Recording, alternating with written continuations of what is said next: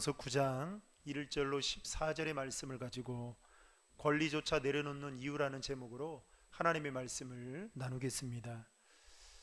여러분 3일 동안 어떻게 잘 지내셨습니까? 이제 온라인 예배를 우리가 계속해서 드리고 있는데 이번 주일은 여러분들과 함께 모여서 예배를 드리게 된다고 생각하니 벌써부터 마음이 설레이고 또 기대가 됩니다. 여러분 돌아오는 주일에 건강한 모습으로 꼭 만나기를 바라고 또 그렇게 함께 모여 예배할 수 있도록 삶의 자리에서 여러분 기도해 주시기를 간절히 부탁드립니다. 오늘도 비록 온라인으로 예배를 드리지만 여러분들이 삶의 자리에서 예배를 드리는 그곳 가운데 성령의 임재와 또 하나님의 특별하신 그 은혜가 충만하기를 주님의 이름으로 축복합니다. 지난주에 우리가 살펴보았듯이 고린도 교회 성도들 간에는 이방신에게 제사를 드리기 위해 제물로 바쳐졌던 고기를 먹어야 하는지 먹지 말아야 하는지에 대해서 이 고린도 교회 안에 심각한 갈등이 있었습니다. 믿음 안에서 자유를 누리는 사람들은 아무 꺼리낌 없이 그 고기를 먹었던 것이죠. 그러나 믿음이 약해서 믿음 안에서 자유를 얻지 못한 사람은 그런 고기를 먹는 것도 꺼려했을 뿐만 아니라 그런 고기를 먹는 사람을 보고 실족해하는 사람들도 있었다는 것입니다. 그런 상황 속에서 이 사도 바울은 고기를 먹을 수 있는 그 믿음의 자유가 그에게 있었지만 자신이 혹여나 그 고기를 먹음으로 인해서 믿음이 약한 사람이 그걸 보고 실족할 가능성이 있다라고 생각한다면 그는 평생 동안 고기를 먹지 않겠다라고 그렇게 말하였습니다. 그래서 고린도전서 8장 13절에 보면 그는 이렇게 말하고 있는데요. 그러므로 음식이 내 형제를 넘어지게 한다면 나는 내 형제를 넘어지지 않게 하기 위해 영원히 고기를 먹지 않을 것입니다. 이 사도 바울 자신에게는 이방신에게 제물로 드려졌던 그 고기를 먹는 것이 아무런 문제가 되지 않았습니다. 그러나 자신의 행동으로 인해서 혹여나 실족할 사람이 있다면 그는 먹지 않겠다라고 그렇게 말하고 있는 것이죠. 한마디로 말하면 바울은 자신이 누릴 수 있는 권리가 있었지만 그 권리로 인해서 혹여나 다른 사람들에게 아픔이 되고 또한 구원의 걸림돌이 된다면 그 권리조차 내려놓겠다라고 그렇게 바울은 고백하였던 것입니다.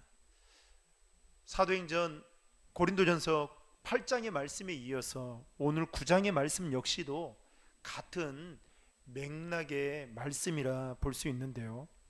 바울은 예수 그리스도 안에서 누구보다도 누릴 수 있는 권리가 많았던 사람이었습니다. 그랬던 그가 오늘 본문 1절과 2절에 보면 이렇게 말합니다. 내가 자유인이 아닙니까? 내가 사도가 아닙니까? 내가 우리 주 예수를 보지 못했습니까? 주 안에서 행한 내 일의 열매가 여러분이 아닙니까? 다른 이들에게는 내가 사도가 아닐지라도 여러분에게는 분명 사도입니다.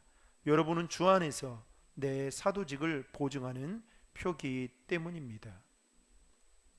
바울은 그리스도 안에서 참된 자유를 누리는 삶을 살았던 자였습니다. 그리고 이 고린도 교회 성도들이 사도 바울에게 있어서 자신의 사도직을 보증하는 표이기도 했던 것이죠. 그런데 문제는 고린도 교회 안에는 바울이 여전히 사도가 아니라고 비판하는 자들이 있었다는 것입니다. 여러분 초대교회에서 이 사도라고 한다면 12사도들처럼 예수님께 직접 임명을 받거나 아니면 예수님의 부활을 직접 목격한 사람들을 가리켜서 사도라고 그렇게 불렀습니다. 그런데 이 바울은 직접 사도라고 임명을 받지도 않았을 뿐만 아니라 예수님의 부활을 목격한 자가 아니었기 때문에 고린도 교회 성도들 가운데에는 이 바울의 사도권에 대해서 비판하는 자들이 상당히 많이 있었다는 것입니다. 그러나 여러분 우리가 잘 알다시피 우리가 사도행전 9장에 가서 보면 이 바울이 다메섹 도상에서 부활하신 예수님을 만나게 됩니다. 그리고 또 고린도 교회 교인들에게 부활하신 예수님을 전함으로 인해서 교회가 아름답게 세워지죠. 그런 걸 보면 사도가 그리스도로부터 직접 임명을 받거나 주님의 부활을 목격하지는 않았지만 그 부활하신 주님을 만난 것으로만 볼 때에 분명히 사도 바울은 사도권을 가질 만한, 그런 불릴 만한 자격이 있었다는 것입니다. 그뿐만 아니라 그는 사도로서의 고린도 교회에 대해 여러 가지 권리를 가지고 있었습니다. 적어도 바울이 고린도 교회를 위하여 일을 했으니까 여러분, 교회로부터 먹는 것을, 자신의 생계를, 자신을 부양할 책임이 고린도 교회 안에 있었던 것이죠. 그러나 바울은 그러한 권리를 여러분 포기했다는 것입니다. 오히려 자신이 가지고 있는 천막 제조 기술을 일을 하면서 교회를 돌보는 자비랑 선교를 그는 했던 것입니다. 그러면서 고린도 교회에 생활비를 받지 않았던 것이죠. 바울은 자신이 열심히 복음을 전하여 세운 교회가 바로 고린도 교회이고 또 그 교회를 위해서 열심히 사역하고 있었던 자였기 때문에 고린도 교회가 바울을 부양해야 한다는 것은 당연한 일이었을 뿐만 아니라 또 그 권리를 충분히 누릴 수 있을 만큼 그 권리를 가지고 있었던 것입니다. 그런데 바울은 그 권리를 포기했다는 것입니다. 그 이유는 무엇 때문일까요? 그리스도의 복음을 전하기 위해서였습니다. 다시 말하면 복음을 전하는데 그것들이 방해가 될까봐 바울은 그 권리를 포기했다는 것입니다. 그래서 12절에 보면 이렇게 말합니다. 12절 말씀을 같이 읽겠습니다. 다른 사람들도 여러분에게 이런 권리를 가졌다면 우리는 더욱 그러지 않겠습니까? 그러나 우리는 이 권리를 사용하지 않았고 도리어 모든 것을 참고 있습니다. 이는 그리스도의 복음을 전하는데 조금도 방해가 되지 않기 위해서입니다. 여러분, 바울은 그 당시 성도들이 자신의 생계를 책임지는 의무조차도 복음 전도의 걸림돌이 된다라고 생각했습니다. 그래서 그는 복음 전도와 교회를 위해서 생활비마저 사양하고 자신이 누릴 수 있는 모든 것들을 포기했던 것입니다. 심지어 그는 결혼도 하지 않고 독신으로서의 삶을 살기도 했던 것이죠. 어쨌든 바울은 오직 복음 전하는 일과 교회를 위해서라면 모든 것을, 자신이 누릴 수 있는, 자신이 권리를 가지고 행사할 수 있는 그 모든 것들을 과감하게 포기했다라는 것입니다. 게다가 고린도후서 11장을 보면요, 바울이 복음을 위해서 많은 고난을 당한 내용들이 기록되어져 있는데 그는 우리가 잘 알다시피 빌립보와 가이사랴와 로마의 감옥에서 감옥살이를 했습니다. 그리고 40에 하나 감한 매를 3번이나 맞기도 했고 로마의 형벌인 태장을 3번이나 맞았습니다. 게다가 여러 위험과 동족의 박해와 이협과 추위로 인해서 바울이 겪은 그 고생, 바울이 복음을 전하면서 겪은 그 고생은 정말 말로 표현하기 힘들 정도로 엄청난 고난을 받았던 것입니다. 여러분, 그것도 모자라서 바울이 50대 후반에 노구를 이끌고 평생 소원이었던 로마 선교를 위해 거기에 가서, 로마에 가서 어떻게 합니까? 2년 동안 감옥 생활을 하게 되죠. 왜요? 복음을 전하다 그 일을 당하게 된 것입니다. 그런데 로마 감옥에서도 누구 하나 사도 바울을 돌볼 사람이 없었으니 여러분 얼마나 외로웠겠습니까? 몸에 덮을 옷 하나 가져다 줄 사람이 그에게는 없었던 것입니다. 그러면서 그는 추운 로마 감옥에서 2년의 시간을 그렇게 고통스럽게 보내야만 했던 것입니다. 여러분, 바울은 왜 이런 고생을 마다하지 않았을까요? 그도 인간이지라 분명 고린도 교회 성도들의 부양을 받고 싶었을 것입니다. 그는 왜 자신이 누릴 수 있는 권리조차 포기하면서까지 엄청난 고난을 지금 받고 있는 걸까요? 아니, 그 고난의 길을 왜 걸어가고 있는 걸까요? 그 이유는 바로 오늘 본문 12절의 말씀처럼 그리스도의 복음을 전하는데 장애가 되지 않게 하기 위해서였다고 그는 고백하고 있습니다. 바울은 복음이 이 세상에 전해지는 것이 자신의 소원이었고 그것을 위해서라면 모든 것을 포기할 수 있었던 자였습니다. 그래서 그는 자신의 생명조차 조금도 귀한 것으로 여기지 않았던 것이죠. 그럼에도 불구하고 고린도 교회 교인들 가운데에는 이 사도 바울의 마음, 헌신의 마음을 알아주기는커녕 오히려 바울을 향해서 사도권이 의심하고 사도권이 없다라고 비판하는 자들이, 불신의 마음을 가지고 공격하는 자들이 상당수 많았다는 사실입니다. 그러니 여러분, 이 사도 바울이 얼마나 억장이 무너지겠습니까? 그런 분위기 속에서 바울은 자신의 입장을 3절부터 6절에 이렇게 말하고 있는데요, 같이 읽겠습니다. 나를 비판하는 사람들에 대해 나는 이렇게 대답합니다. 우리에게 먹고 마실 권리가 없습니까? 우리라고 다른 사도들이나 주의 형제들이나 게바처럼 그리스도를 믿는 아내를 데리고 다닐 권리가 없습니까? 또 나와 바나바만 일하지 않을 권리가 없습니까? 당시에 다른 사도들은 전도 여행을 할 때 교회 지원을 받으면서 그렇게 힘있게 사역을 했습니다. 또 다른 사도들은 부부와 함께 그렇게 전도 사역을 감당하기도 했던 것이죠. 어쨌든 바울은 자신도 다른 사도들처럼 교회로부터 경제적인 지원을 받을 권리가 있다라고 그렇게 말하면서, 쉬운 예로 7절에 뭐라고 말씀하냐면, 우리 7절 말씀을 같이 한번 읽겠습니다. 누가 자기의 돈을 들여 군인으로 복무하겠습니까? 누가 포도원을 만들고 그 열매를 먹지 않겠습니까? 누가 양떼를 치면서 그 젖을 먹지 않겠습니까? 쉽게 말하면 뭡니까? 군인인 군대에서 생활비를 받는 거, 포도원을 가꾸는 사람이 열매를 따 먹는 거, 양을 치는 사람이 양의 젖을 먹는 것은 여러분 당연한 권리가 있다라는 것이죠. 그렇다고 한다면 사도 바울 역시도 하나님의 고린도 교회를 위해서 하나님의 일을 하는 사람이 교회로부터 생활비를 지원받는 것은 당연하다라는 것을 지금 바울은 이렇게 세 가지의 이야기를 예로 들면서 지금 말을 하고 있는 것입니다. 여러분, 그럼에도 불구하고 바울이 그렇게 하지 않은 이유가 무엇 때문이었습니까? 12절에 있는 말씀처럼 혹시라도 자신이 교회로부터 생활비를 지원받게 되면 싹군으로 여겨지고 또 복음의 의미가 퇴색될 것을 염려했기 때문에 그는 사도로서의 누릴 수 있는 그 권리조차도 다 포기했다라는 것입니다.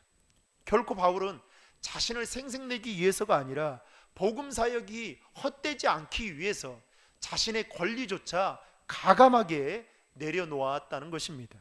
여러분, 바울인들 자신의 권리를 누리고 싶은 마음이 여러분 없었을까요? 분명히 많았을 것입니다. 또 그런 욕심과 그런 유혹을 충분히 그도 받았을 것입니다. 그러나 그는 복음을 위해서라면 자신의 생명조차 조금도 귀한 것으로 여기지 않고 다 내어 드렸다는 것입니다. 여러분, 당시 고린도 교회 안에는 자신의 권리만을 주장하고 의무를 자신이 감당해야 될 의무는 감당하지 않는, 그러면서도 자신의 소리를 내는 사람들이 더러 있었습니다. 여러분, 이런 일은 우리가 살고 있는 어느 공동체에서든지 쉽게 볼 수 있는 흔한 일이기도 합니다. 교회에서도 마찬가지죠. 자신이 권리는 내세우기는 하지만 자신이 감당해야 될 의무는 감당하지 않는 그런 교인들이 있다라는 것입니다. 여러분, 자신이 감당해야 할 의무를 감당하지 않으면서 권리만 행사하는 사람들이 많은 그 공동체는 여러분 절대로 건강한 공동체로 세워질 수 없다라는 것입니다. 교회 안에서 권리만 주장하고 믿음 안에서 자신의 의무를 다하지 않는 그 사람들이 많으면 이전까지 아무리 건강했다 할지라도 지금은, 앞으로는 건강해질 수 없다라는 것을 우리는 기억해야 할 것입니다. 여러분, 그래서 교회 안에는 자신의 권리를 내세우는 것보다 자신의 의무를 감당하는 사람이 많아야 되는 것이죠. 여러분, 저와 여러분이 섬기고 있는 우리 신도림 중앙교회가 지금보다 더 아름답게, 더 건강하게 하나님 보시기에 믿음의 반석 위에 굳건히 세워지기를 여러분 진심으로 원하십니까? 그렇다면 사도 바울처럼 권리를, 내가 누릴 수 있는 권리조차도 내려놓을 수 있는 그 마음이 우리 안에 있어야 된다는 것입니다. 그리고 내가 누릴 수 있는 그 권리를 위해서 때로는 그것들이 복음 전하는 데에 또 하나님의 몸된 교회를 세워가는 데에 걸림돌이 된다면 과감하게 우리는 포기할 줄 알아야 된다는 것입니다. 여러분, 예수님의 공생애의 삶을 보면 이 만왕의 왕이신 예수님은 충분히 많은 것들을 누릴 수 있을 만큼의 권리를 가지고 계셨던 분이셨습니다. 그럼에도 불구하고 예수님은 온 인류를 구원하고자 자신이 누릴 수 있는, 자신이 행사할 수 있는 그 모든 권리를 기꺼이 다 내려놓으셨다는 것입니다. 심지어 자신의 귀한 목숨을 십자가에 못 박아 놓을 만큼 자신의 모든 것을 다 포기하셨던 분이셨습니다. 여러분, 빌립보 말씀에 보면 예수님은 하나님과 동등된 분으로 그는 존귀와 영광을 누릴 수 있는 분이셨음에도 불구하고 이 땅에 육신의 몸을 입고 사람으로 오셨습니다. 그리고 십자가에 못 박혀 죽으셨죠. 여러분, 이것은 바로 권리를 포기했다라는 것이기도 합니다. 그런 점에서 여러분, 십자가라는 것은 하나님의 권리를 포기한 것이라고 봐도 손색이 없을 것 같습니다. 여러분, 만약에 예수님께서 자신이 행한 일에 대해서 많은 권리를 받기를 원하고 또 누리기를 원하셨다면 아마도 예수님은 십자가에 못 박혀 죽지 않으셨을 것입니다. 오히려 자신을 추종하는 그룹들을 만들어서 엄청난 세력으로 자신의 힘을, 자신의 능력을 과시하며 떵떵거리며 그렇게 살았을 것입니다. 그리고 세상의 이 모든 것들을 다 누리고 그렇게 살으셨을 것입니다. 하지만 예수님은 그렇게 하지 않으셨습니다. 왜 그랬을까요? 한 영혼을 구원하고자 하는 마음 때문에 모든 권리를 다 내려놓으셨던 것입니다. 히브리서 11장 24절부터 26절에 보면 이렇게 말씀하고 있는데요. 믿음으로 모세는 장성하여 바로의 공주의 아들이라 칭함을 거절하고 도리어 하나님의 백성과 함께 고난받기를 잠시 제약의 낙을 누리는 것보다 더 좋아지고 그리스도를 위하여 받는 능력을 애굽의 모든 보화보다 더 큰 재물로 여겼으니 이는 상주심을 바라봅니다. 여러분, 모세는 바로의 공주의 아들이라 칭함받는 것을 어떻게 했다고 합니까? 거절했다고 합니다. 즉 자기 자신에게 오는 그 모든 명예를 거절했다라는 것입니다. 그리고 그는 하나님의 백성들과 함께 고난받기를 선택했다는 것입니다. 그 이유는 무엇 때문이었습니까? 오늘 히브리서 11장 26절에 보면 상 주시는 이는 하나님을 바라보았기 때문이었다라고 그는 고백하고 있는 것입니다. 그래서 그는 자신이 공주의 아들로서 충분히 누릴 수 있는 그 모든 권리들을 기꺼이 하나님을 위해서, 하나님이 주시는 상을 위해서 다 포기했다라는 것입니다. 말씀을 맺고자 합니다. 사랑하는 성도 여러분, 사도 바울은 자신이 마땅히 누릴 수 있는 그 모든 권리를 다 포기했던 자였습니다. 그리고 그렇게 삶을 살았습니다. 그 이유는 자신이 권리를 사용함으로 인해서 혹여나 복음 증거하는데 조금이라도 방해가 될까봐 그 염려하는 마음 때문에 그 모든 것들을 포기하고 내려놓았다는 것입니다.